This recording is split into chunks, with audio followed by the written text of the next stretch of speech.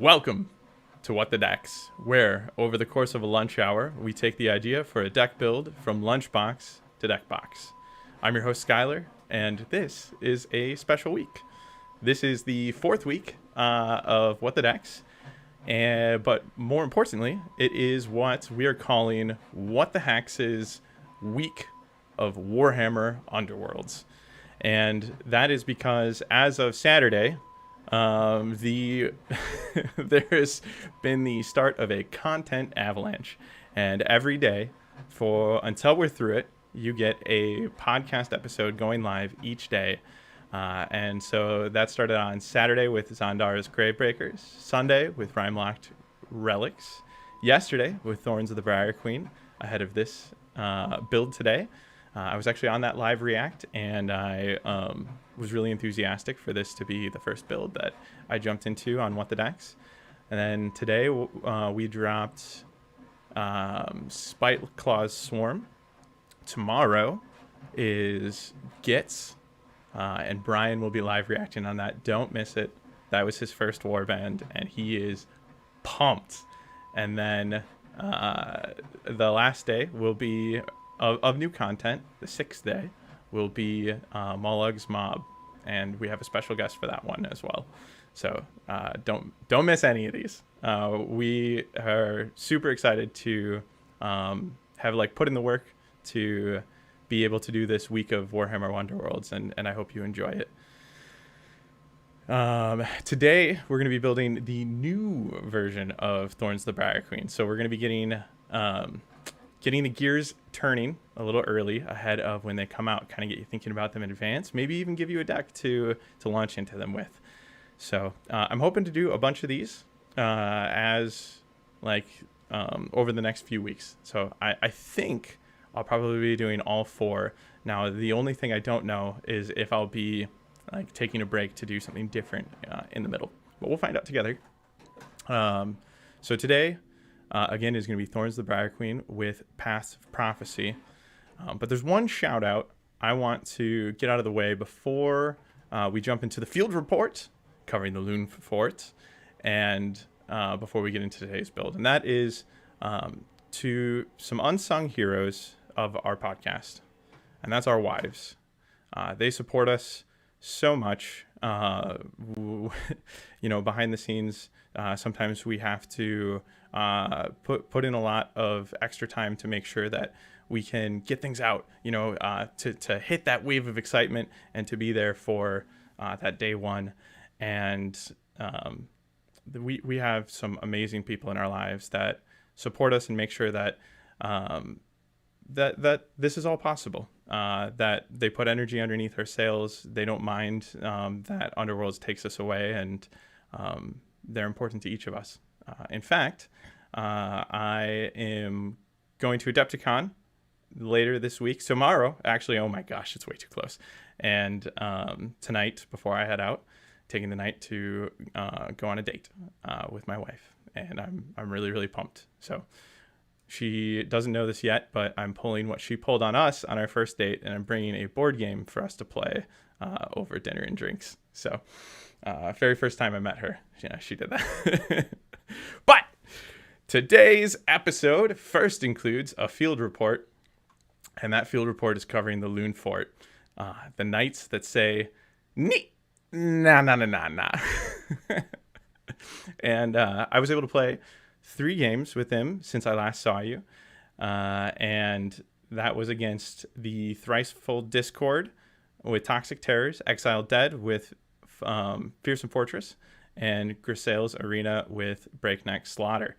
Now, I actually took 2 W's, almost took all 3, and the winners, or the winning matches, were against Thricefold Discord, 23-14, Grisel's Arena, 23-16, and the loss was against the most ridiculous Fearsome Fortress off ever. There was zombies trying to get on as many tokens as they could, scoring a 6-point conquered domain, which was nuts. I was so proud. I never, in the Thricefold and Grisel's Arena games, I scored 4-point conquered domains, and I just was like, what is happening? This warband is like surprising me more than any other warband has ever surprised me before, and what they're capable of doing, especially since a lot of us had written them off, when they first came out, were considered kind of weak, and I hadn't really entertained them once they received their errata, their buff. And on paper I was like, yeah, that looks better, but I didn't realize just how nuts the Loonfort can be right now. And so overwhelmingly positive feelings coming from this field report. The Exiled Dead game, even though it ended 14-20, it actually came down to like the very last couple turns. There was a fighter on a feature token, and he was scoring me so much. And if a 2 swords attack didn't come in and do lethal on him, we did the math, and the game would have ended 18-18, and zombies don't hold, so I would have won it in tiebreakers. So it was wild. It was the most ridiculous like mad dash for feature tokens in the center I've ever seen. Now, to add to this field report, things that worked, things that didn't. The dubbing from Greencrack is just wild. Like, I don't think I quite realized that you can activate Greencrack, end his activation on an objective, dub as a reaction to that activation, right? But maybe over the course of that activation, you satisfied the condition for a surge, like Earthworks. Maybe you spent that whole activation already on an objective, just going on guard, right? Well, you get your first dub from just your position, and then in response to the surge step, scoring Earthworks, you get another dub. So I was just wildly dubbing, and Greencrack himself was not somebody I wanted to charge out. I would risk just moving him onto a spot, getting the Inspire, and then having that position to continue to inspire other fighters from. And if you inspire 3, all of a sudden he's inspired 2. It was just mind-boggling how, and he is such a scary fighter on his own. So Greencrack, easily favorite fighter in the warband. Conquered Domain, an absolute blast, very reliable scoring in this deck. Another thing that worked really well was Ready for Anything. This is a card that I almost never try, but I felt it was appropriate here, both with the amount of defensive dice we were already bringing to the table, as well as how many individuals might be at any given time in spots where I really needed them to either not get driven back, or they have pretty low health, so I don't want that damage to sneak through and take them down. So why not try to dissuade an attack for a turn by giving everybody +1 defense on feature tokens? And man, did it work. The quests were sometimes simply used to gain access to a buff. That was an interesting little push and pull I found, was that sometimes I actually didn't really care to try for that quest. I just really wanted to get that quest down so I could give them some sort of buff coming from their power cards. I also noticed that you probably want more natural surges in your surge deck than quests, because a quest can only benefit and inspire the person that has it. But if you have a surge that's a not quest surge, then you can just dub anybody with it. So that was really cool. And last week I told you I'd let you know how the Loonfort Infestation card went. And I scored it in at least 2 out of 3 of the games. I think I might have actually scored that one in all 3. No, I had to toss it in the Exiled Dead game. But I thought it was a perfectly reasonable goal card. It meant that I was putting the feature tokens that I was going to be aiming for just over the line into their territory, so that as I was working on all of my other objectives, I was already starting to work on Loonfort Infestation. And because their defense profiles are so good, and I have Walking Wall in the deck to help, so I can get over the line, and that can start supporting my other goals as well, even just across the line. There were just so many tools that made that work with the pre-existing goals. So I do think it's the hardest card to score in the deck, but I think there's plenty enough to support it in here. And I will also say the best card, and the one that just, this one, Cunning Advance. This one shocked me the most. Action, push each inspired friendly fighter up to 2 hexes on your leader. And the fact that there's no restrictions on who's getting pushed, they just need to be inspired, and how easy I was inspiring everybody. This was just like instant swarming and or instant positioning. This card was easily like the key card of the deck. I had a lot of fun. So I think that is enough on Loonfort. It was a bananas level success. Hey, Jake.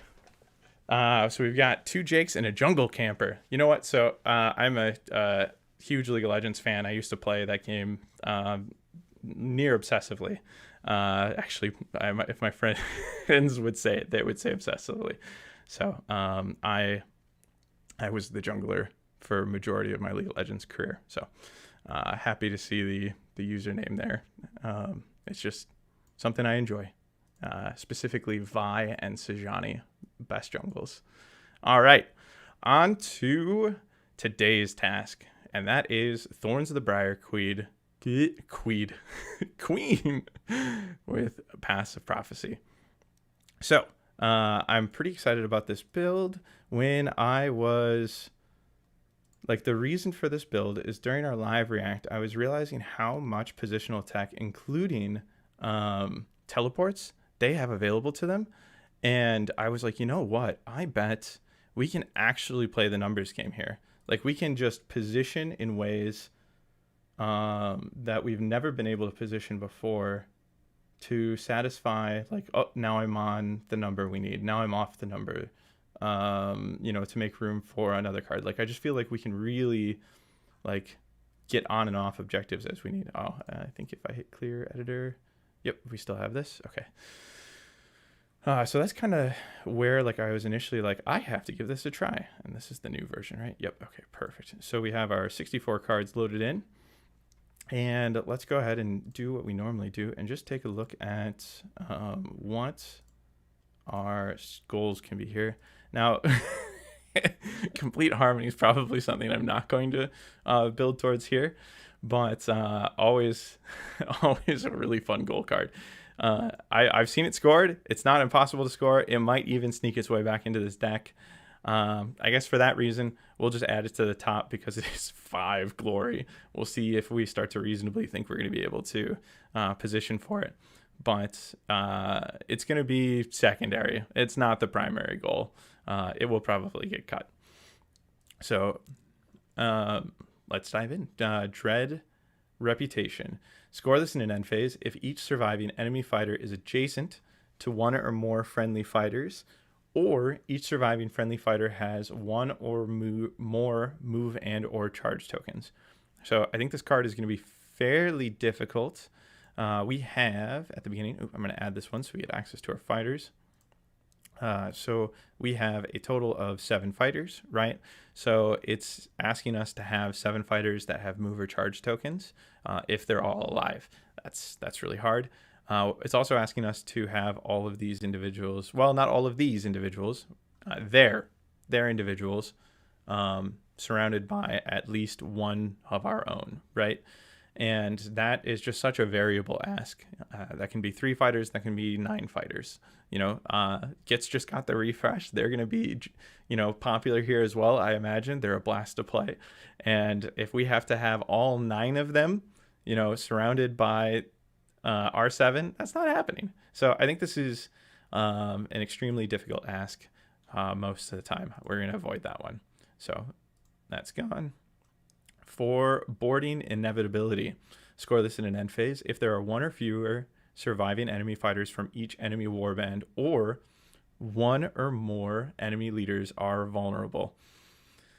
And I'm going to pass on this one because, oh boy, same reasons, right? Like 3 to 9 enemy fighters is what we're up against at the beginning. So how soon can we knock that down to, knock down 2 of their 3, and they're giants, if there's only 3 of them, or, knock down enough of the rest of them to get them down to 1. Like, this is super late game. This is round 3. This is rarely round 2.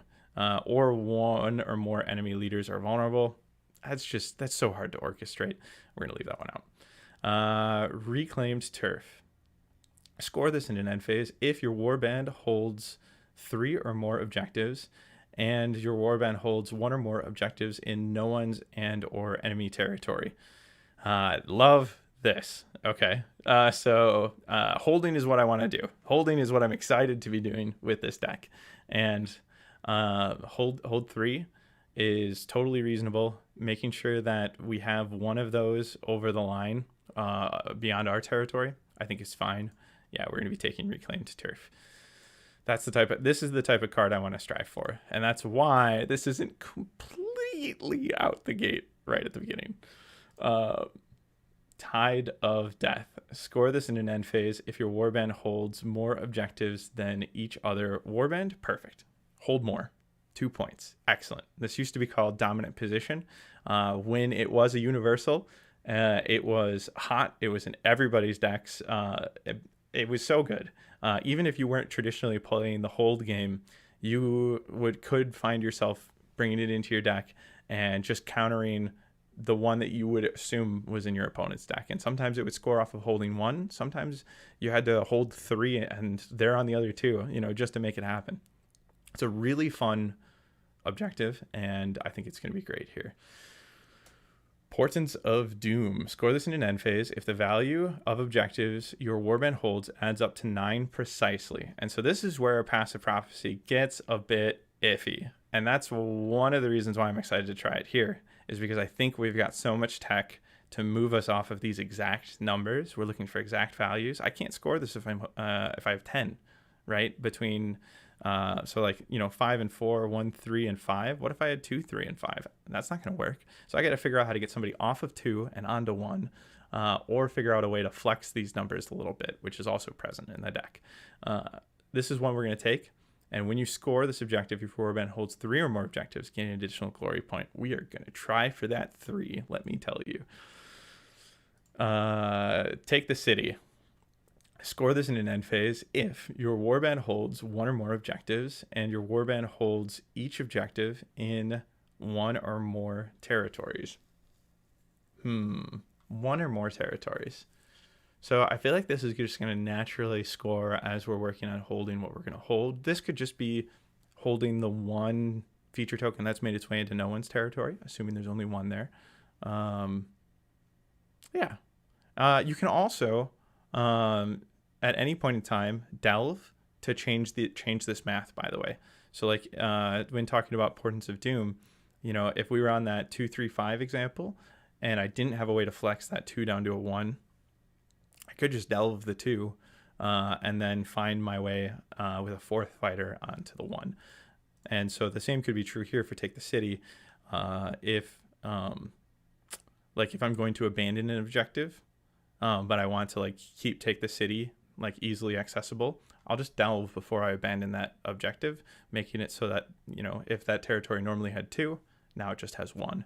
And probably I'm keeping 1 fighter on that. So it's only 1 glory. It might, when you're playing Hold Swarm, a lot of the time you're playing with fighters that can die really easily. Low health, low defense, maybe. I think in this case, it's kind of low health but high defense. We start low, but we can inspire to high defense, right? Which is really cool. It's a great balance because every fighter they take out early is going to decrease our ability to, our staying power as we get them inspired. And their inspire is really positional too. They have to start next to an enemy fighter, start a turn next to an enemy fighter. So we're going to be using some of our positioning tricks to make sure that we can get them inspired, get them onto that 2 dodge. Okay, so these are our streets. Score this in an end phase if your warband holds an objective whose value is odd and an objective whose value is even, or your warband took an enemy fighter on an objective out of action in the preceding action phase. Well, I like the first part. So holding on and even, that could just happen. Your warband took an enemy fighter on an objective out of action in the preceding action phase. I mean, we're going to be trying to get them off of any of them that they're on. It's probably not my favorite for only 1 glory. I think it's a fine ask for 1 glory. we will entertain it. Dire Omen. Oh, right. We're looking at end phase right now. I was like, how are we to the bottom already? So score this in an end phase. If your warband holds objective 5, the value of objectives your warband holds or the value of objectives your warband holds adds up to 5 precisely. So this is pretty cool because we just have to find the 5 and hold it. I know some people don't like this card. I actually like that there's a couple different ways to score it. Same with this one, Assign from the Gods. Same thing for 3, or that's talking about objective 3. And is there another one? Ridden Skies as well. Your warband holds an objective with a value of 0 or 6. This is really only possible with upgrades in their deck, or the value of objectives your warband holds adds up to precisely 6. So I'm going to add all 3 of these.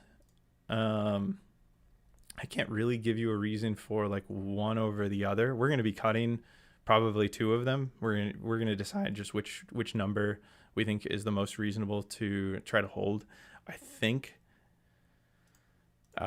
we'll see what else we're trying to pair it up with, like in the Surge department. There are other, hey, we're looking for these numbers in the Surge department, and that'll probably help us answer that.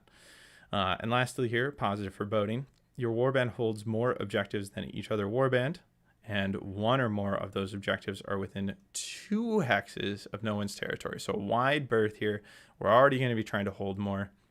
I think I like this in this deck more than even the 3 I just highlighted. So that gives us a huge base here. We already know we're cutting 2 or 3 of these, so we're really looking at 7 or 8 end phase objectives. And we also know that Complete Harmony might be a bit ridiculous to include in this deck. So really, I think the safest cards are going to be these 3. Those 3 are probably going to be in for sure. Okay, on to Surges. So we have a couple 2 glory options to consider right out of the gate. So what are they asking of us? Scores to settle.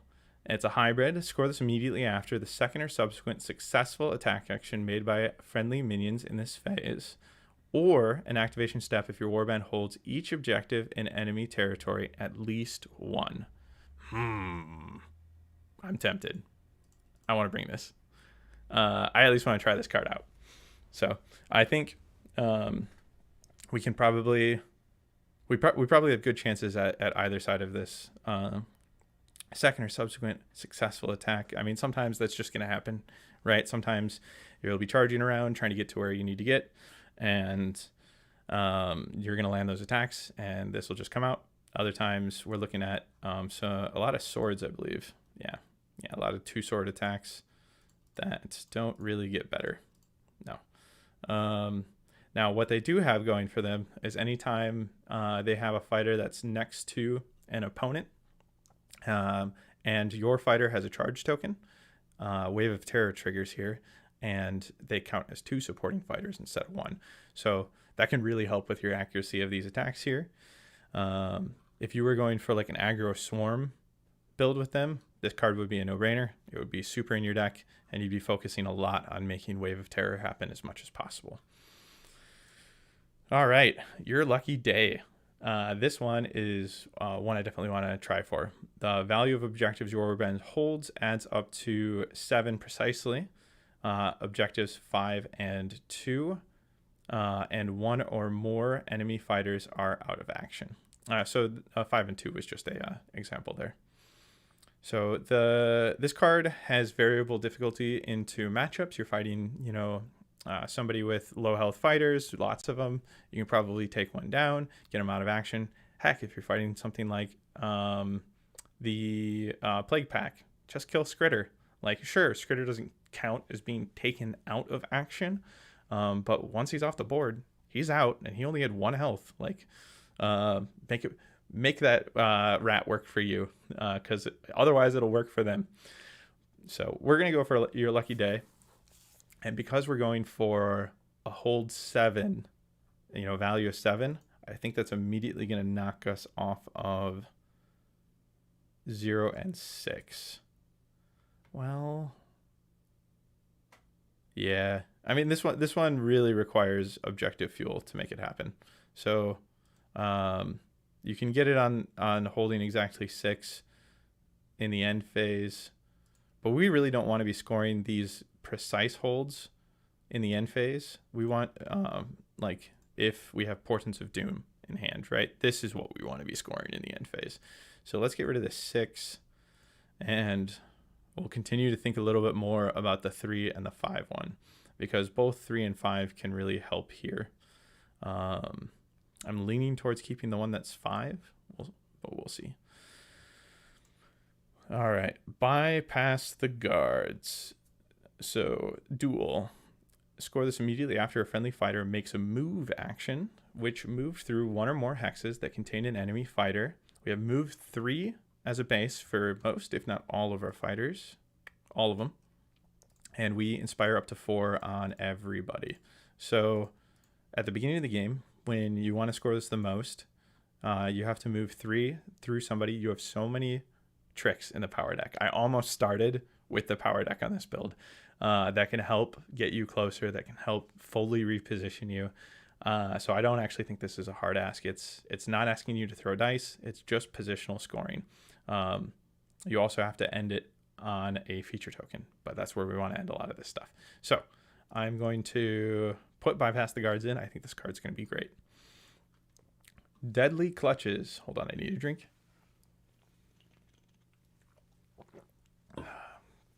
All right. Score this immediately after 2 or more friendly fighters become inspired in the same inspire step, or an activation step if 4 or more friendly fighters are in enemy territory.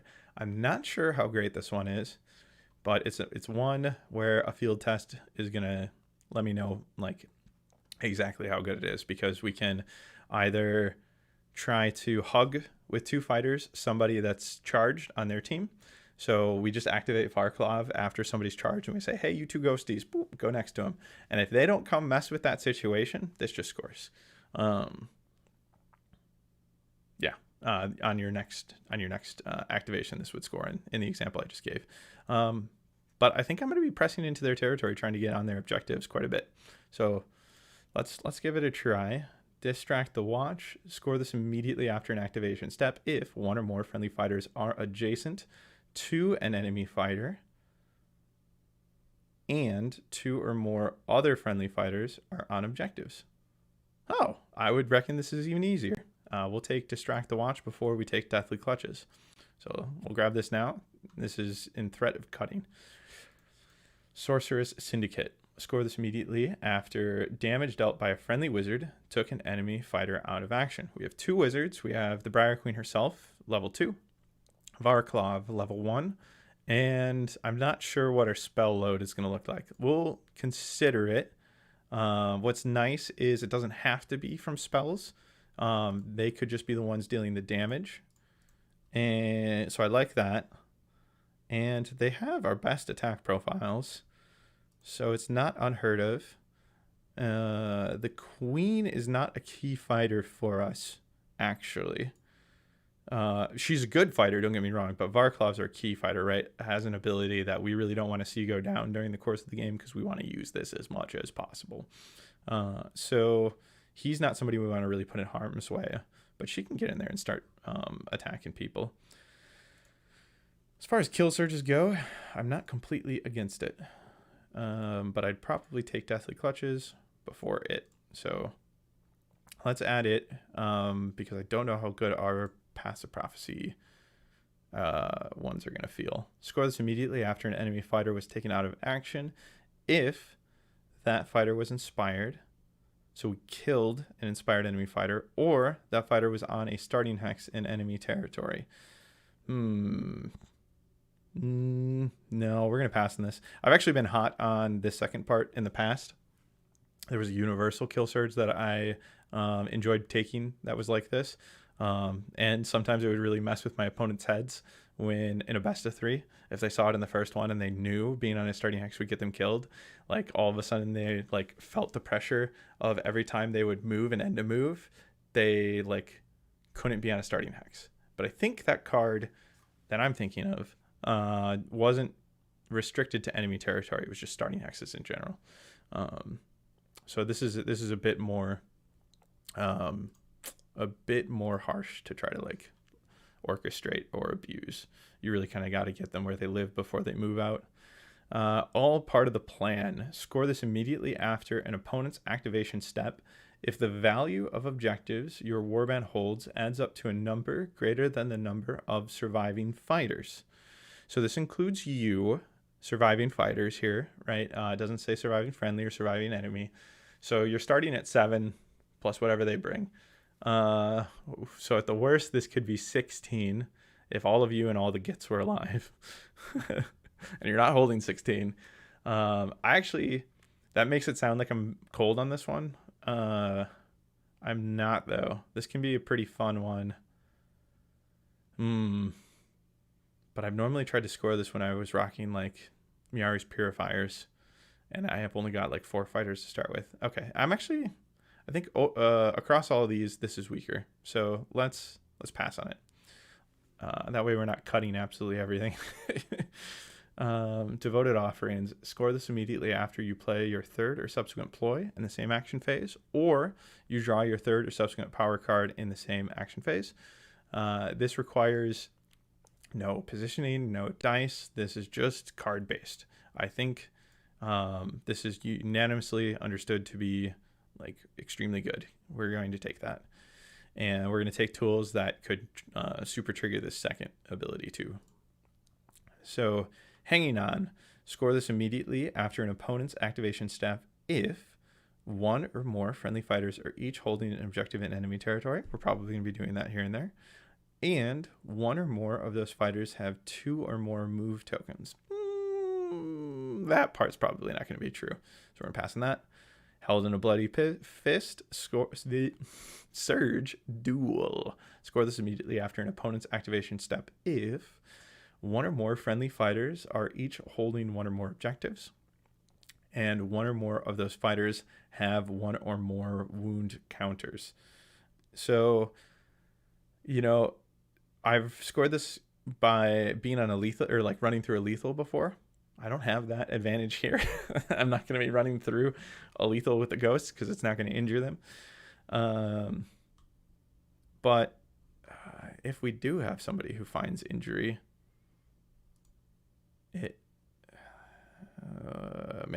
we'll be in danger range if we find injury. But if they do take 1 damage for some reason, ping, what have you, there's a strong chance I'm going to be able to score this. And I think there's a card in here where we can self-injure, and I'm not sure it's not the worst idea I forget what the boon is from the self-injury. We'll take a look. So how much can we support this to make that 1 wound counter thing worth our while? Will kind of depend on whether or not that actually makes it into the final cut here. And Prevention over Cure. Score this immediately after an opponent's activation step if there are more enemy fighters out of action than the number of objectives held by each enemy warband. I don't know if I like this here. We're going to be focusing a lot more on the holding part. So we're going to reduce the amount that they're going to be holding. That's for sure. But I don't know how much we're going to sew in like taking them down while we're doing it. And so I don't think we're a warband that's really well suited for this. This is good in like Miari's Purifiers because they can really slap and hold. Or just aggro in general that ends up finding. I think Gortrosen of Dram actually really like the Passive Prophecy pairing, and I think they'd really like this one too. So okay. So that's our objective seeding. We only have 8 surges. Glad for that. So we just have to figure out which 2 we're cutting. We have some on the fence ones in there. And then this is really kind of bloated right now by 2 to 3 objectives. So we know or that we're already iffy on. So I think this is actually looking pretty trim already. And a lot of this is already working with each other. So that's good. Let's take a look at the spells first. This is, I think, the first episode I've done where there's been spells to look at. We've only got 3. They're in-house. Are they worth our while? So hold on. Just verifying. 2, 1. Okay. and they've got no like inherent like spell rerolls or spell benefits or anything like that. But I mean, having a 2 and a 1 in house is pretty good, except for the fact that if your queen dies, then your chances of these spells going off is no longer 0, but it's much less reliable. And in those cases, I think I would much rather be able to salvage them out than hope that Varklov's going to be able to cast them on 1 dice, especially if they're all focus. So that's a point against these. Let's see how good they are. If cast, +1 dice to the first range 1 or range 2 attack action made by a friendly fighter in the next activation. If that attack action is supported, -1 defense to the target's defense rolls for that attack action to a minimum of 1. Well, the extra dice is obviously great. If we somehow also have supports, -1 defense, I like it. I don't love it. I'm going to remember it's here, and we might come back for it. Gambit spell. If cast, choose a friendly chain rasp, place the chosen fighter in an empty hex. If the chosen fighter is not adjacent to 1 or more enemy fighters, give the chosen fighter a charge token. Love this. Bringing this 100%. So this is what I was talking about, is they have a lot of ways to just fully reposition chain rasps. Like, I can just jump straight onto an unattended objective hex in enemy territory. Sure, I end up with a charge token, but I'm also exactly where I want to be. And I could play this like going into scoring,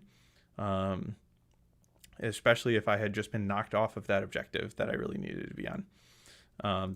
There's so many reasons to play this card.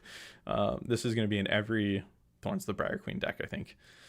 And Torment's Lash. If cast, choose 1 other fighter within 4 hexes of the caster. So that's pretty big range there. Choose means the spell requires line of sight. If the chosen fighter is an enemy fighter, deal 1 damage to the chosen fighter. If the chosen fighter is a friendly fighter, push the chosen fighter 1 hex. If the chosen fighter is a friendly chain rasp, push the chosen fighter up to 2 hexes instead. Oh boy, taking that. Look at all of that application. That is phenomenal. So, and this could help if we keep that wizard kill search. You bump the mic. I can't remember. Like, there's a spot where if I hit it, the volume cuts out entirely. So hopefully I don't do that too much. All right, Torment's Lash is in. Yeah, so looking at these 3 spells, these are easily the 2 I would bring. Castigating Scream is feeling like it's probably not going to make it in at all. All right, so on to Ploys. So we've got 17 more cards to filter through here. And yeah, we'll start. I almost was tempted to start bottom up and go for Passive Prophecy cards first, but we'll start here. Backshanker. Reaction. Play this during a friendly fighter's attack action after the declare attack action step. Choose a friendly minion, which is everybody but the first 3. Yeah. Okay, so it's all your 2 healthers at the beginning. Your even the Everhanged here, who is a chain rasp, is not a minion. So if you think when you're up against this warband or you're piloting them, that the ones that are on 2 health, those are the minions. So anytime you see that keyword, that's who we're talking about here. So after the declare attack action step, choose a friendly minion, remove the chosen fighter from the battlefield, then place that fighter in an empty hex adjacent to the target. Then you can give the fighter a charge token. So this sounds so much fun. We can instantly teleport a chain rasp or a minion anywhere. We can also award them a charge token, which triggers Wave of Terror, and they're going to be in a position as a result of this teleport for that Wave of Terror to apply us with those 2 supports. Depending on positioning, like this could be a situation where you're attacking somebody next to an objective and you teleport them onto an objective, give them a charge token, and then your attack has even more reason to succeed. Like, this is, yes, big yes. Endless Malice. Play this during a friendly fighter's attack action after the defense roll. If the attack action would, if the attack action would fail, the combat sequence ends and the attacker makes an attack action that must target the same enemy fighter. Yeah, that's awesome. So we were about to fail an attack and we get another shot at it. So the only reason I could see this potentially not making the deck is if we just simply had way too much like reposition tech that we wanted to fit in for our positioning goals, and this was an 11th card. Otherwise, this is making it in. Grasping Chains. In the first attack action in the next activation, each friendly chain rasp that supports the attacker is considered to be one additional supporting fighter. That's probably unnecessary. That's unnecessary. We don't need this. Hopefully we're utilizing Wave of Terror, and there's no reason to ever exceed 2 supports. And even if we're not utilizing Wave of Terror, I don't want to spend a card on this ability. I'd rather bring a +1 dice. I'd rather revisit that spell that we're ignoring than take this in lieu of just planning my Wave of Terror stuff better. Spectral Parry. Choose a friendly fighter that does not have 1 or more guard tokens. Give the chosen fighter 1 guard token. This is huge in this deck. That doesn't seem like much. Like guard on a stick like this is not normally enough on its own unless you're holding or you have dodge results as your normal defense results. And that is the case for us in both instances here, right? In fact, if we're inspired, we're changing 2 dodge up to like 2 dodge and block out of nowhere. And we're saying, you're not moving me off this objective unless you have Breakneck Slaughter and you're able to push impetus or momentum off on me, which is super rude, by the way. If you are somebody who does not like the hold playstyle, you don't like playing against the hold playstyle, consider taking a look at Breakneck Slaughter and just kicking people off objectives, because that's what you can do when you transfer momentum. You can laugh at their guard tokens. All right. Does that card, so we have a question here from Jacob. Does that card, since it ends the attack sequence early, maintain attack buffs that reference the next attack action? No, right, since it still starts a new attack action? Correct. It does not carry on the benefits of something that would be affecting like the next attack made or the first attack made. That attack has already been made and stopped, and we're on to a new attack. So, Spectral Touch here. The first attack action made by a friendly fighter in the next activation has Cleave and Stagger. Okay, well, we're doing some chip damage here. So, Stagger is nice to set up additional successes. Cleave is also nice. However, I don't think this offers us enough with our current game plan. If I was pushing them into the Swarm aggro space, absolutely. But here, this is a pass. I'd rather take that +1 dice spell. Terrifying Advance. Choose 2 friendly fighters. Stagger each enemy fighter adjacent to the chosen fighters. If there are no enemy fighters adjacent to a chosen fighter, you can push that chosen fighter 1 hex instead. Music to my ears.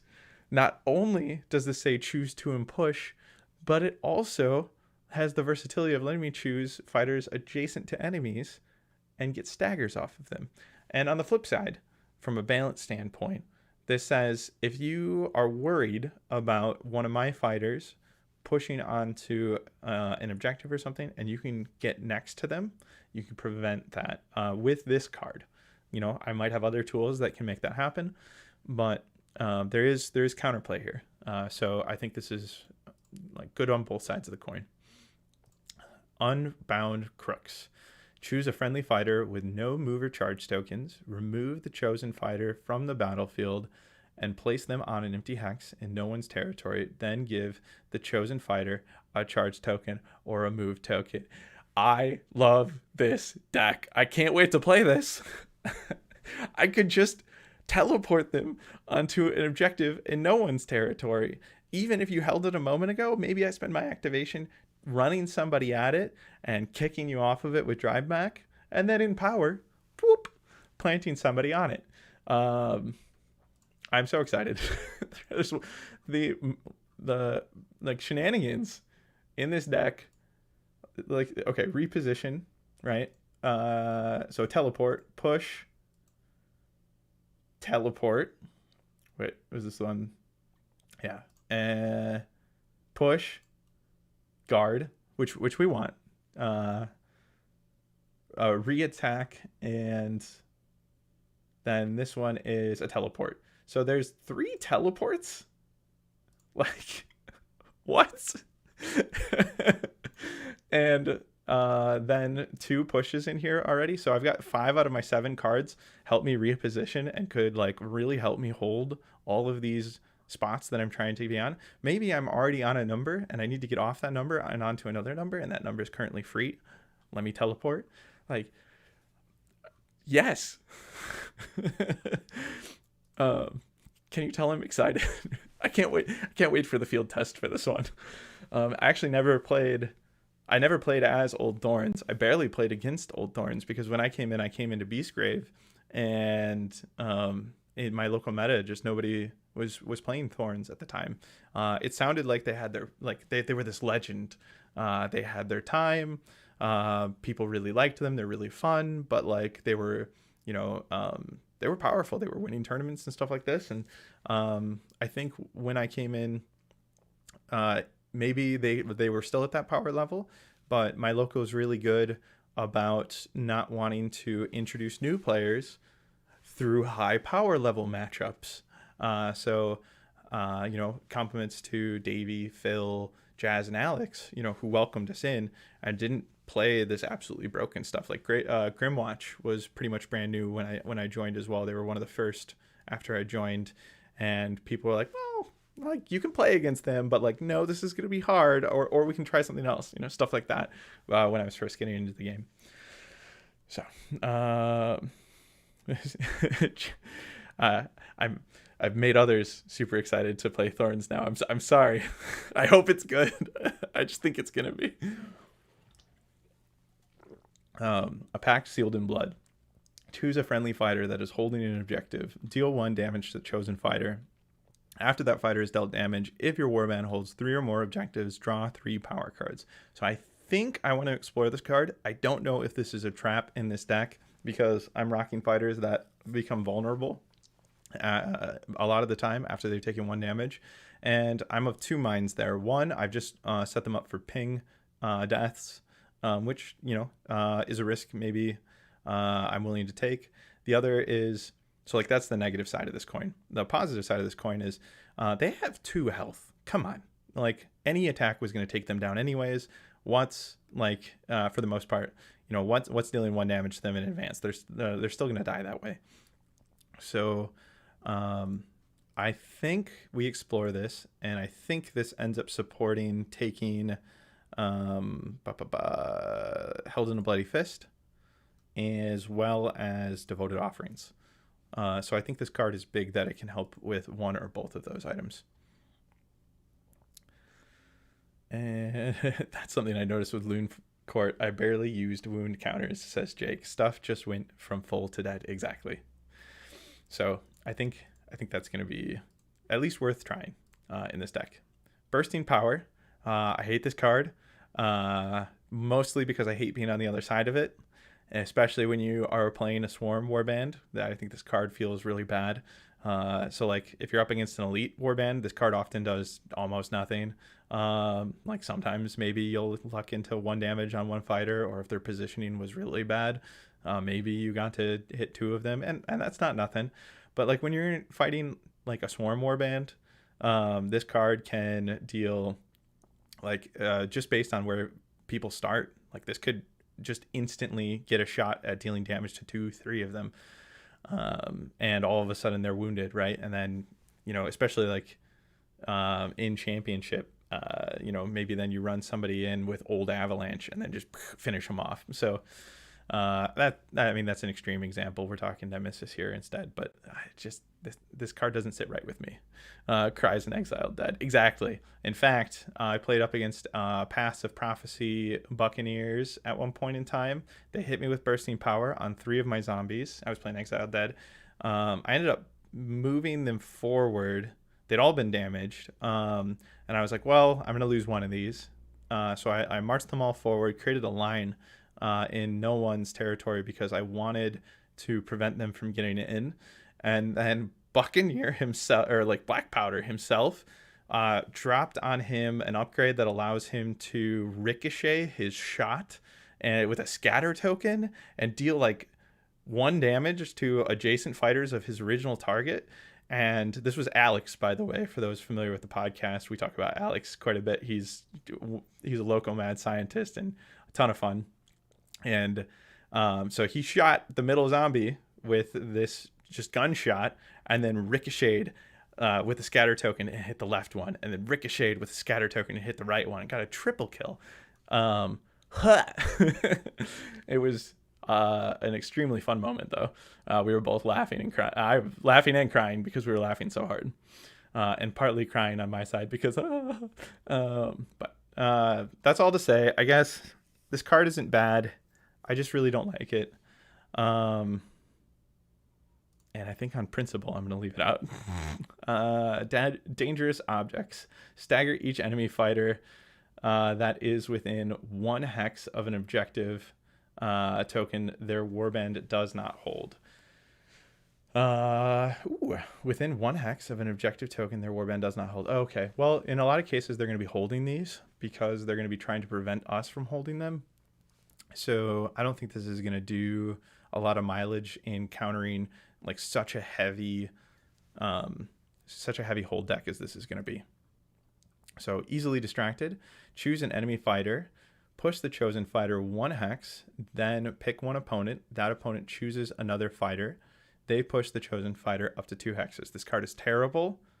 Please, if you can think of a good reason to bring this card, write me. Leave me a comment in the comment sections. I would love to hear a good use case for this card.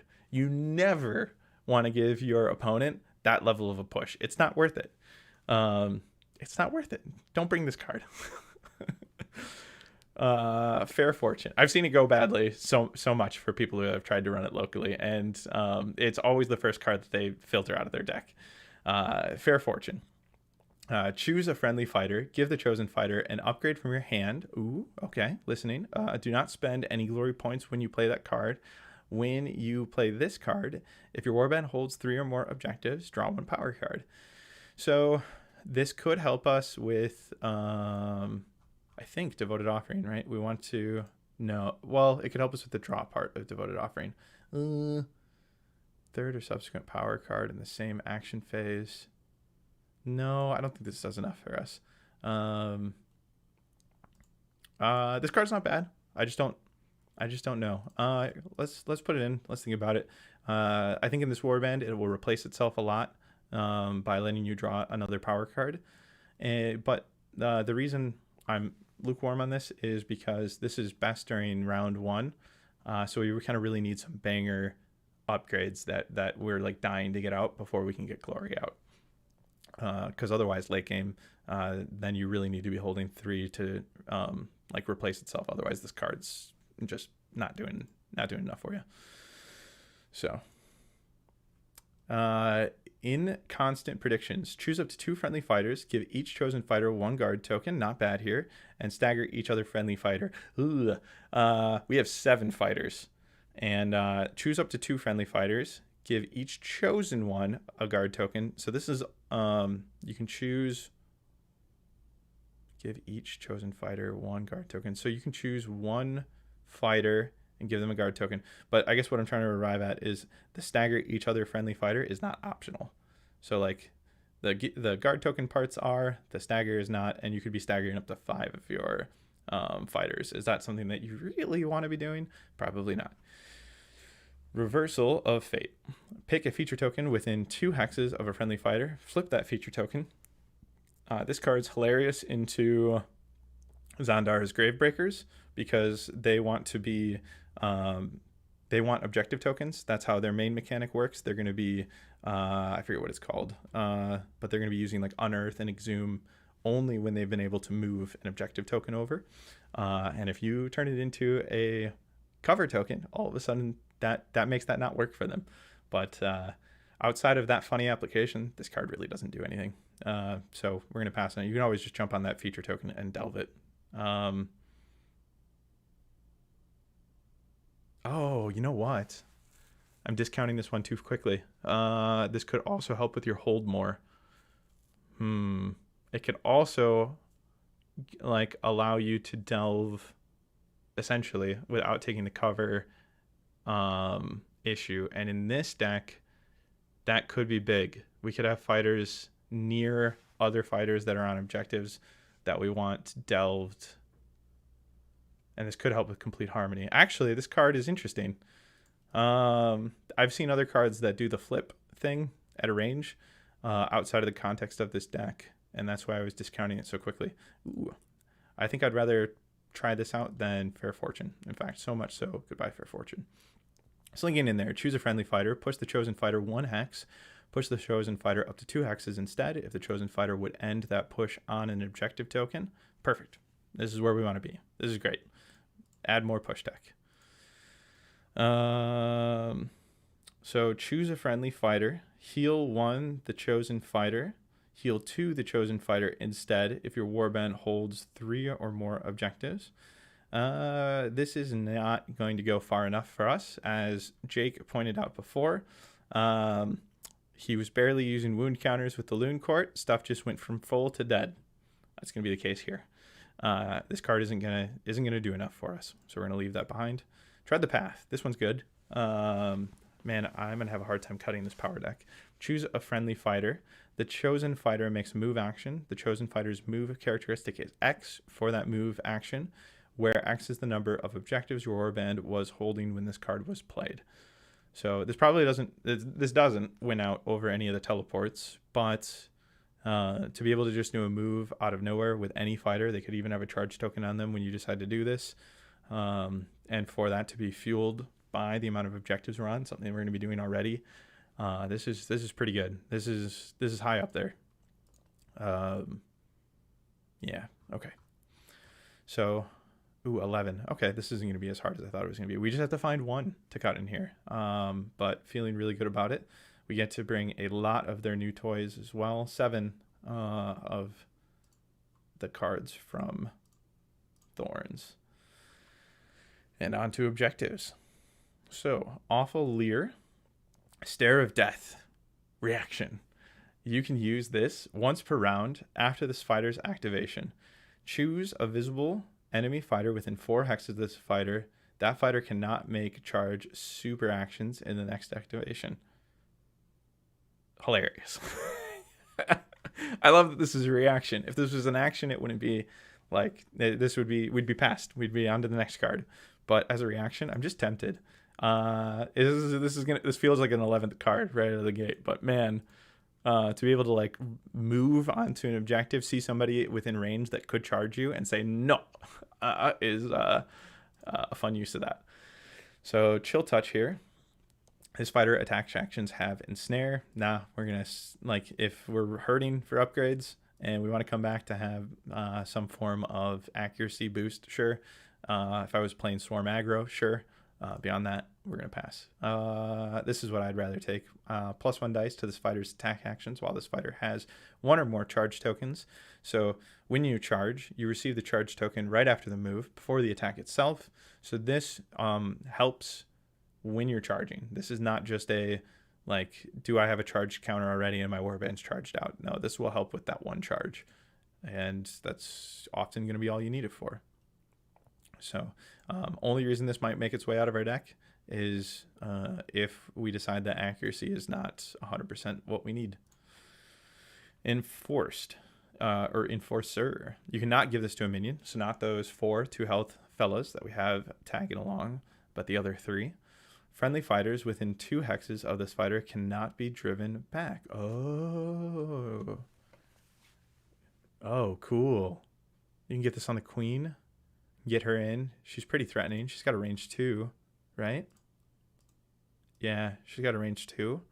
Get in and just kind of like set her up to guard others. I mean, you could put it on Varklov, but he's already a pretty attractive target. Ooh, I don't know how risky or difficult this is, because even in the scenario I just mentioned, putting it on the queen, then I'm giving more incentive to take her out. I'm putting her in a riskier position, and then maybe I have a harder time casting spells you know, after she's gone, because now I only have Varclaw for spellcasting. I like this though. We're gonna try this. This could be big, right? Like somebody comes in, ties an attack on one of your minions, who doesn't have a, you know, one of your holders who doesn't currently have guard on them, and all of a sudden that tie isn't, you know, granting them that drive back. That could save your bacon when it comes to end phase. Like you can score a bunch just because Enforcer worked. So I want to test drive it. Grasping Thorns reaction after this Enforcer on the Everhanged. Yeah, definitely. As we kind of talk through that a little bit more, he might be the best. Yeah, he might be the best target for it. You could even spend a turn running into enemies and staggering them. Wait, no. Is this reaction? Yeah, you could. Yeah. Worth exploring. To keep, they want to keep away from the stagger aura, so it's kind of discouraging attacks. Yeah, that's fair. Oh, especially if I only have a move counter. Well, it's gonna be test drive worthy for sure. I like that we're both thinking about it. Grasping Thorns. Reaction. After this fighter's successful attack action, you can push the target up to 2 hexes. They must end this push adjacent to this fighter. Oh, Briar Queen. Okay. I'm not sure when this is useful. I'm going to pass on this because this is allowing me to pull somebody to the Briar Queen, which, oh, I wonder if this is meant to help me inspire other fighters that are like near her. Like I charge into a position where I'm near fighters, and now I can pull this enemy fighter in. If they're charged or whatever and can't reactivate, I can pull them next to me in such a way where now they're next to some of my other fighters that need to inspire yet. That's probably what this is for. Otherwise, I can't imagine why. Like your attack was already successful, which means they're alive because you're pulling them, right? But you just also had drive back available to you, so like you really need a good reason for that push. Or yeah, not sure about that one. Horrifying Malice. While this fighter has 1 or more charge tokens, -1 dice from enemy fighters' attack actions to a minimum of 1 if the attacker is adjacent to this fighter. I like this quite a bit. So we're going to have different opportunities to just award charge tokens. And like Varclav, I believe, even when he pushes somebody, he can award them charge tokens. Yep. So if you know you don't plan to reactivate that fighter, you can give them, when you push them with Varclav, a charge token, and then -1 dice if anybody comes up adjacent and is trying to move them. Yeah, I think this is good. I mean, even if you just performed a charge yourself and you just want to discourage hit back, that's good. So Merciless Superior. You cannot give this to a minion. While this fighter is within 3 hexes of 1 or more friendly chain rasps, you can re-roll 1 defense dice in that chain rasp's defense roll. While this fighter is within 3, that's a wide bubble, of 1 or more friendly chain rasps, you can re-roll 1 defense dice in that chain rasp defense roll. Yeah, we're gonna try this. This is cool. We've got different bubbles that we can put on people to support the rest. You know, sometimes that reroll can be huge. That can be the reason that attack doesn't go through. So especially since we're on dodge. Each time this fighter's range 1 or range 2 attack action takes a target out of action, gain 1 additional glory point.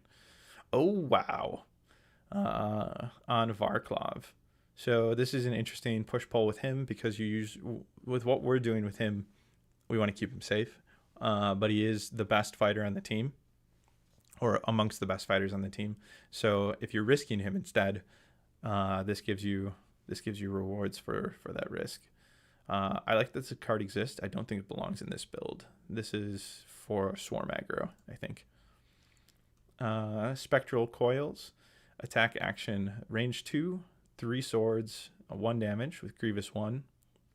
Reform reaction. After this fighter is taken out of action, give this upgrade to another friendly chain rasp. You can use this reaction even if this fighter is out of action. Restricted to a chain rasp. I love this. This is great. Our chain rasps start with worse attacks than that, and range 1 worse attacks at that. And this is good. Like, it's going to cycle around the room too as they die. Yeah, love this. So range 2, when you're objective holding 2, is often like, you can usually plan out like, okay, like I can get to that objective and I can hit that person who's just out of reach. But with range 2, like often that really opens that up. So you'll see range 2 and range 3 added a lot to hold objective builds wherever possible, because it does add more value to that move onto that objective to be able to try to get that shot off as well on your way in. Unliving Overseer. You cannot give this to a minion. Drive minion reaction. So I'm starting to get nervous. If we take too many of these, you cannot give this to a minions that aren't restricted. Then if our 3 fighters that can serve these cards die, then we have kind of the old problem where all of a sudden we have dead cards because the only ones that can take them are dying. So, and that's what salvage like came from, right? Is nobody was taking those cards, even though there was so much flavor in them. And so much reason to bring them if that fighter was alive, but knowing that they could die and that card could brick, like a lot of people left them at home. So might need to like reevaluate how many of these we bring. This would be the third one if we take it. Drive minion reaction. After this fighter's activation, choose one friendly chain rasp within 2 hexes of this fighter. Pick one. Push the chosen chain rasp 1 hex, or that chain rasp makes an attack action, then break this card. I mean, I say all that about wanting to avoid cards that brick, but like this is really good, and I really want to bring it. So we'll see. Within 2 hexes of this fighter. Okay. We're out of theirs. We're on to Passive Prophecies. We're on the final stretch of the building process here, or the building your pool process here. Absolute incredulity.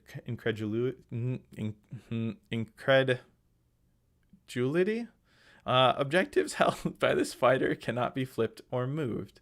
Well, there aren't many effects in the game that do that, especially while you're on top of them. So we're going to pass. This would be really niche. You'd have to know what you're afraid of to want to bring that. Deadly Defiance. After an activation step in which this fighter's attack action dealt damage to an enemy fighter, or in which this fighter was dealt damage, push this fighter 1 hex. This is something I traditionally really like. I think we take it. The only hesitation there is how low of health we have. This is a bit risky because if given... I need to make sure this never baits me. If I only have 2 swords and 1 damage output, and I could move onto the objective, or I could charge next to it and try to deal 1 damage to the person next to it, I should probably go for the move, because 2 swords is likely not going to land that 1 damage. And was that really worth risking your entire game plan, hoping that you would get that damage down and be able to react with this and get onto the objective? It could be a big moment. So like high risk, high reward. But it could also be the wrong play when you're really just trying to find your positioning. So we're going to bring it. I like it a lot. I just, with only 2 health fighters on 4 of them, and then the scenario I just described, this might actually not be as good here as I've seen it in other places. Guided by Fate. We're going to take this card for sure. This is +1 dice to this fighter's attack actions if this fighter and or the target is on a feature token. It'll help us move fighters off of feature tokens. It'll help us defend feature tokens when there are enemy fighters nearby. This card's awesome. In Violate Prophet, -1 dice to a minimum of 1 from attack actions that target this fighter. If the attacker is not adjacent to this fighter and this fighter is holding an objective. So this says you're going to make it harder for ranged fighters to move you off of an objective because they have to get up close to get their full dice benefit. But I think a lot of the time if you put this card down, then they're going to do just that, right? They're just going to get adjacent to you. and try for it. And although that ain't nothing, like that's something. I don't know if it goes the distance here. I'd rather pick, let's see, where is it? Stubborn, protected by the unseen, +1 defense while this fighter is holding an objective with a value of 4, 5, or 6. Really crank up our defense values, regardless of, if they're ranged or adjacent, and see if they can't, move us. Yes, it's only on 4, 5s, and 6s. However, and like 6s aren't in the game until you have an upgrade that makes it happen. Like, +1 defense is huge, especially if we're already at 2 dodge. So, where we find a fighter in these positions, it'll be really, really big. So I know I skipped ahead, but we're going to grab that. Nothing special. For the purposes of holding objectives, this fighter is not considered to be a beast. While this fighter is on a feature token, that token is treated as an objective token with a value of 0. So we saw that one card earlier, end phase, that was like, hey, are you on a 0 at the end of the round? This does that. This doesn't just change objectives to 0. More importantly, what this does is this changes a feature token. So that could have been brought in by like Fearsome Fortress, Daring Delvers, Plunder, Force of Frost, like any of those additional feature tokens that get brought in. If they're on that cover side instead of that black side, and you go sit on them, then you've made that an objective of 0 instead. And that's pretty cool because it can help with hold more. And I mean, that's the biggest application of it. I don't know if it's going to make the cut here. I'm going to put it in just to see where we're at from objective standpoints. But I think we're not really going to be plundering. So like the best thing that this could probably do for us is let us change something to cover, like a 1 that we really didn't care too much about, to a cover. And then we get a defensive boon from being on that cover. And now it's also still an objective. So that's probably what it's doing in this deck if we bring it. But that might not be what we want. Let's see. It could help with exact numbering though, like bringing us down to an exact number, but then also still helping us with our hold more. So not without value. Stubborn stance. This fighter cannot be pushed. You heard me talk about how great that can be. Probably less great here. Probably terrible here, actually. So if this was cannot be driven back, we'd be taking this, but we have so many ways to push our own fighters. If this said this fighter cannot be pushed by enemy fighters or enemy warband or something like that, this would be better. We're gonna pass on that one. Helping Hand. Pick 2 feature tokens. Place each feature token in the hex the other feature token was in when you picked them. Then break this card. It's not bad. This can help with our number fixing. We can consider it. The fact that it costs an action is what has me hesitating. We have so much ability to like manipulate where we are that maybe we focus on manipulating where we are more than we focus on spending an action manipulating just the numbers underneath us. Unhallowed Aura. While this fighter is holding an objective, that objective is considered to have a value of 6. At the start of a round, break this card. Reaction, use this after this fighter's activation if you do break this card. So, while this fighter... Oh, right. So the reason the reaction is... So, as soon as you put this on, they're on a 6. And that can be... So, like, this card, I believe, overwrites nothing special. So, like, where they're believed to be on an objective token with a value of 0, if this was the first thing that happened... And then you give them, I think this is an order of operations thing, and then you give them this, all of a sudden they're actually on a 6.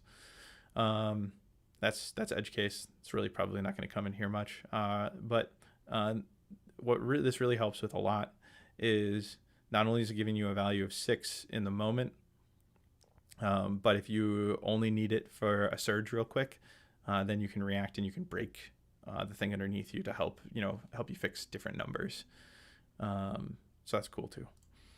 We're probably going to bring this, but Watchful Eye is probably going to be more helpful. Watchful Eye, at the start of the end phase, before you or an opponent score objective cards, you can add or subtract 1 to a minimum of 0 from the value of an objective token this fighter is holding until the end of that phase. So this, I've referenced this one a lot while we've been looking at things. This lets you flex 1 number, add or subtract. This is going to be crucial to number fixing. for your end phase.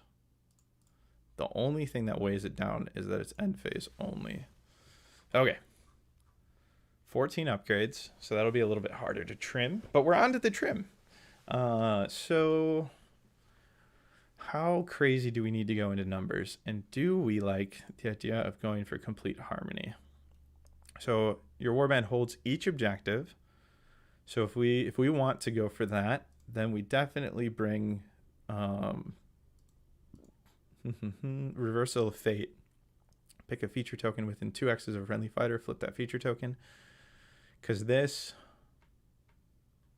is mostly going to help us with an unoccupied hex. Because if they'd have to be staggered, whoever is currently holding it on the enemy side, for you to flip this, and then oh my gosh, we could use what we could do is we could use Everhanged here to throttle somebody, stagger them, right, while they're on an objective, and then use Reversal of Fate to flip it underneath them. All of a sudden they can't delve it back, right?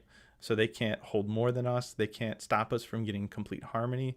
So there is a built-in like synergy there, and this could again help us delve into numbers that we need without taking the stagger penalty ourselves. It's funny like how much I flipped on this card since I like initially had started talking about it and was like, nah, this isn't going to do enough. This is going to be some hard cuts. Let's start with surges. So do we want to focus on damage dealt by a wizard? We only have 2 wizards. They're going to have to land attacks to make this happen, to take a fighter out, or it's going to have to come from Torment's Lash, which we could otherwise use for a push. I think we want Torment's Lash damage to be an option, but not something that we like super need. So I think we're going to cut Sorceress Syndicate. Yeah, we're going to cut Sorceress Syndicate. And then, so this one I think is pretty good. Held in a Bloody Fist, I was nervous about because I don't know how often your opponent's going to help you out with this, and we can't fly through lethals to damage ourselves. You know what you can do, though? Run aboard with lethals anyways, because when you're flying, you're not going to be able to be damaged by them. But anytime you're pushed through a lethal by an enemy or a friendly, like source, you're still going to take that damage. Like, lethals still hurt flyers when pushed. Varklov can push one of your chain rasps up to 2, so you can push them through a lethal onto an objective and score Held in a Bloody Fist. That's what this card's going to be mainly scored off of, I think. And I think that's worth it. We're going to bring that. So, your lucky day. This is hard, but this could be fun, especially since we can do so much number fixing, and it's worth 2 points. We're just gonna look at the others before we circle back to that one. Score this immediately after a friendly fighter makes a move through an enemy, right, and then ends on a feature token. I still like this. We're gonna keep that. In fact, where is it? Tread of the Path can help with this. So we can move one into a position where they're ready to then be pushed by or moved by Tread the Path to then satisfy that. So we've got some good ways to help score this in here, as well as all the pushes that can make you a little closer for your move. Deathly Clutches. 2 or more friendly fighters become inspired in the same Inspire step. I still think this is probably pretty hard. Or there's 4 of us in enemy territory. If we're not inspired, then we'll be falling out of enemy territory pretty quickly. So maybe Deathly Clutches is the one that goes. 1 or more friendly fighters are adjacent to an enemy fighter, and you hold 2. I like that. Score to settle. You've either successfully made 2 attack actions by friendly minions, or an activation step if your warband holds each objective in enemy territory at least 1. And again, Reversal of Fate can cheekily help us with this, potentially. So there's options there. I think with all of the positioning, We'll try to go for the second one. We'll be happy if this first one ever happens. But the answer is get rid of Deathly Clutches. I think Deathly Clutches is harder than your Lucky Day, and your Lucky Day has a higher payout for us. So now in end phase, we have 9. I think we might go for the stretch goal here. I think we might keep Complete Harmony, which seems ridiculous. But if you ever score this, like, what are the chances your opponent's able to come back from this, right? This is so much glory out of nowhere. It can be for holding each objective or for getting up to that value 15. The one problem with this card is if we do keep this, then I'm very forced to keep the 6, the one that changes an objective up to 6. So let's think about that. Portents of Doom I like a lot. Obviously, you don't want these two in the same hand unless you can score the first part of this hybrid. So, you know, delve down on all of the objectives that you have until you have the value of 9. And then you're actually scoring a total of, you know, 7 or 8 points in 2 cards. That's nuts. So do we hold objective 5 or objective 3, or do we cut these entirely? Let's think about it. Hold more and hold 1 or more within 2 hexes of no one's territory. That's quite a bit of a belt line there. So that's pretty good. I think this is for sure staying in as a 1-pointer. Reclaimed turf, 3 or more, and 1 is across the line. I like it. Hold 1 or more objectives, and your warband holds each objective in 1 or more territories. Again, I think I like it. Your warband holds an objective whose value is odd and an objective whose value is even, or your warband took an enemy fighter on an objective out of action in the preceding action phase.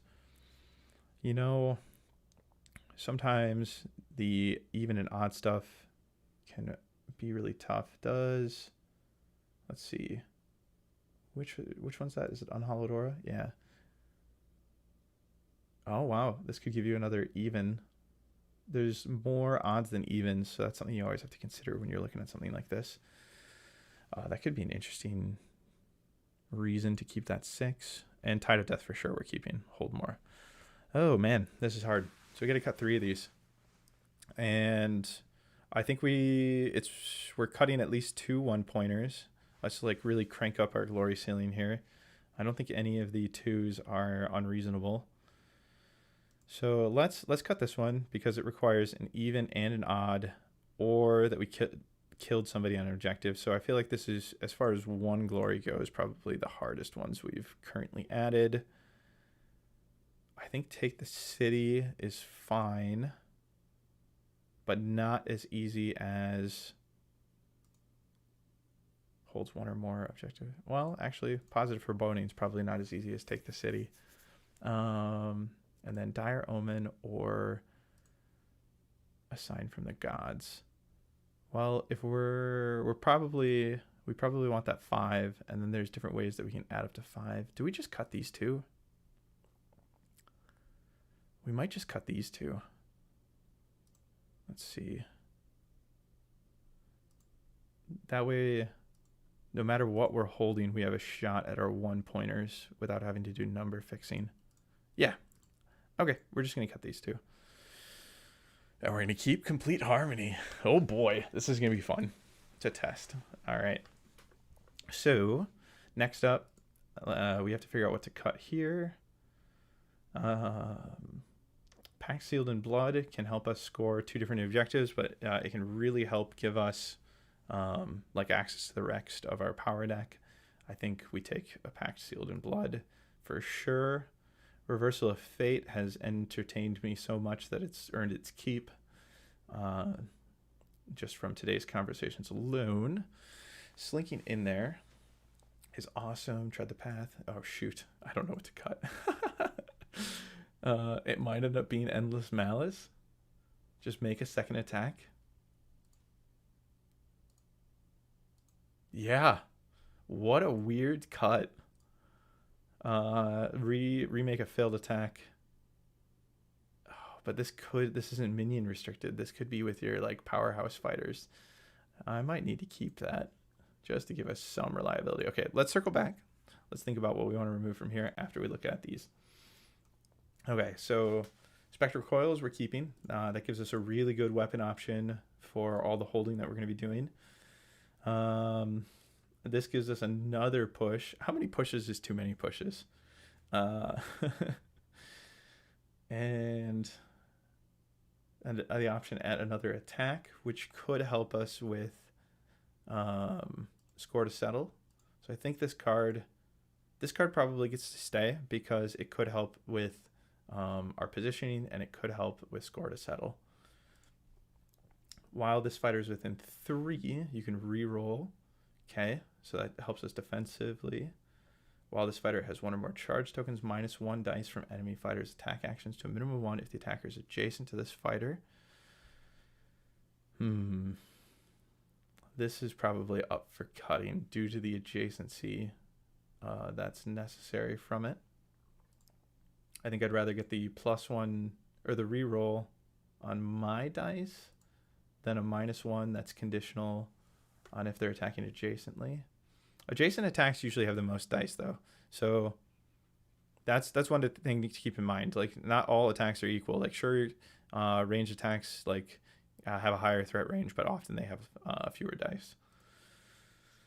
Friendly fighters within 2 hexes of this fighter cannot be driven back. That can really help with hold. Wow, this fighter. So this is offensive. Saying somebody can't charge. I knew this was going to feel like an 11th card, but man, I think it could be big. So Watchful Eye only flexes at the end phase. So this is helping us with Complete Harmony, which is big. It's helping us with Portents of Doom, which is big. It's helping us with those 2. But that's huge. That's worth its weight. Here, hold on. We let's get rid of the 0. The 0 is not something we need. That's for sure. I did like the idea of it being able to turn something into cover and still help us out with hold more, but I think we're gonna be fine. I do like the +1 defense here. Deadly Defiance is actually probably going to get cut, which feels weird, but we have so many other ways to push. And this one is going to be dice dependent or survival dependent. Both of those are going to be tough. So let's get rid of that. Guided by Fate's too good to not super consider. Helping Hand, we're picking 2 feature tokens for a full action, and we're flipping them. So this could help us with both the end phases already mentioned, but this can also help us with your lucky day. And given the amount of push that we have, I think we can actually afford the action economy. So I think this also gets to stay. So if we're cutting something on this side, at least for the trial run, it's going to be Guided by Fate. But man, I do not want to. Because the rest helps too much with our just stay alive game plan on objectives. Awful Leer can also help with that. This is when we're charging, we're getting the extra dice. No range limitations, so it could go on Spectral Coils. Spectral Coils is already really good, and Guided by Fate could give it the boost. Let's get rid of Driven by Hatred. That was a hard cut. That was a hard one. And then I feel like we need to get rid of 1 of the 3. These can't go on a minion cards. Do we bring back the +1 dice and get rid of this one? No, I think I want to entertain. I want to at least test drive this one. So you cannot give this to a minion. While this fighter is within 3 hexes of 1 or more friendly chain rasps, you can reroll 1 defense dice. So this is a bigger circle than Enforcer. Enforcer's helping more if we get the tie at a lower range. This is helping maybe even prevent the tie altogether. Or, well, I mean, like, okay, like Enforcer's only doing the work if we tie, Merciless can at least keep us alive, and then Push can get us back on. As much as I like Enforcer, it's going to see the cut. There we go. Wow. One more card to cut. This one's... sometimes hold decks can be super challenging to find your cut. And I think here we're going to want to cut either Endless Malice, which still feels like the wrong cut. We want Spectral Parry for sure. Yeah. So Reversal of Fate feels like it should go away, but the fact that we can delve without staggering is what's getting it some leg room here. And yeah, Endless Malice is going to be the one I try on removal here. So, whew, there we are. We have our deck, and I am pumped to give it a field test. Now, this field test is going to be difficult to get in from a time standpoint between now and when I see you next, unless you, dear viewer, are at Adepticon and want to come find me. I don't know yet how much I'm going to be able to meet up with individuals based on I'm going to have a pretty full schedule to play Games of Underworlds with them. However, I want to try to make it happen. So if you're going to be at Adepticon, please DM me and on Discord, and let's try to make something happen. Let's try to get some field tests in together on this deck here, and then we'll have a really fun field report for next week. So, all right. Now, there's one final task, and that is a good name. Now, there's the quite obvious Thorns of Prophecy, which I don't mind at all, but let's see if we can come up with something better. Does anybody have any names that they've been rattling around with since we started the episode, or any that have sprung to mind now? Let's see. The Harmony of Roses, or the Harmony of Thorns? Harmony of Thorns. Ooh. I actually kind of like that. Thrones of Thorns. There's something there, because we're essentially implying that our objectives are the thrones of Thorns. Yeah, that's pretty good. I like that quite a bit. It doesn't immediately call to mind Paths of Prophecy, but I dig it quite a bit. I think Thrones of Thorns it is.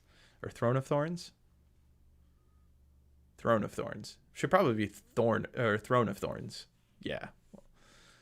Which makes it feel like it's in a fortress. Makes it feel like it's a fearsome fortress build. Let's go with it. Or Bed of Thorns? Beds of Thorns? Let's see. Unhallowed Aura, Watchful Eye. Sometimes I like to see what cards we're taking. Tread the Path. Path of Thorns is not bad either. To continue on your idea of Thorns there. Prophecy of Thorns. Path of Thorns.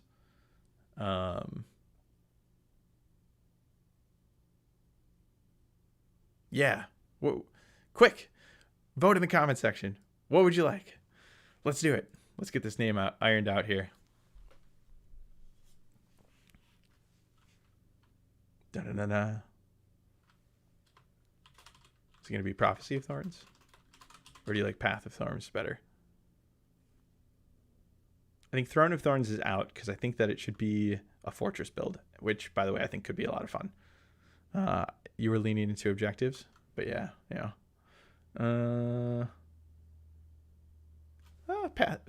Path of Thorns, Prophecy of Thorns. We'll do Prophecy of Thorns. Let's lock it in. All right. Well, thanks for joining me for another lunch build. Whew, I'm pumped for what the rest of this week is going to bring. I'm nowhere near prepared. If you're at Adepticon, is that tomorrow already? Well, tomorrow's Adepticon. If you're going to like the grand opening where they'll have the like big reveal event, there's a lot of energy in that room, and you get to see all these cool things that are getting announced for the first half. Excuse me, the first half of the upcoming year. But then Thursday is the What the Heck's hosted championship tournament for Underworlds. If you're not registered already, I'm sure that we would have room for you. It's one of those things where you should be able to still like sneak in registration for the event, especially if you email ahead and let them know that you're coming. And we'd love to see you there. And then Friday is I've got a few different things that I'm planning on tackling on Friday, but for the most part, event free that day. Yet then on Saturday we have the Nemesis kickoff for the 2-day Nemesis Grand Clash, and then I'm hoping to be in the Grand Clash on Sunday as well, meaning I managed to make top cut. So come say hello. We'd love to see you, and we'll have stickers for those who hunt us down. I won't spoil what they say, but we really enjoy this like sticker tradition that we started last year. And with that, let's sign out. So next week, the deck pairing, we might try something new. I'm going to leave it completely open, but as always, please feel free to reach out with any decks that you'd like to see next, especially out of these next, the rivals of the Mirrored City. I'm hoping to tackle all 4 within the next month or 2. And so if there's any that you'd like to see first and foremost, let me know in the comment section down below or find me on our Discord. I'd love to hear from you, especially if there's a pairing specific that you want me to try. I'm also open to, hey, no, here's the Warmen I want to see. You pick the pairing. That's kind of what I did here. Or that is what I did here. And then in the meantime, like I said, I'll be test driving the deck and getting back to you. And in the meantime, since these decks aren't out yet officially, if you want a deck to play in the meantime, then you can always hit up the Battle Mallet Nemesis library. They host all of the decks I build here as well. You can also get a sneak peek of some of these, or piloting some of these decks by playing them on the online Vassal mod with the Vassal community. But I would like to just call out, please support the official release. The only way we're going to get more cool refreshes of warbands is if these things sell. So please support the official release if you're planning to play them on Vassal as well. All right.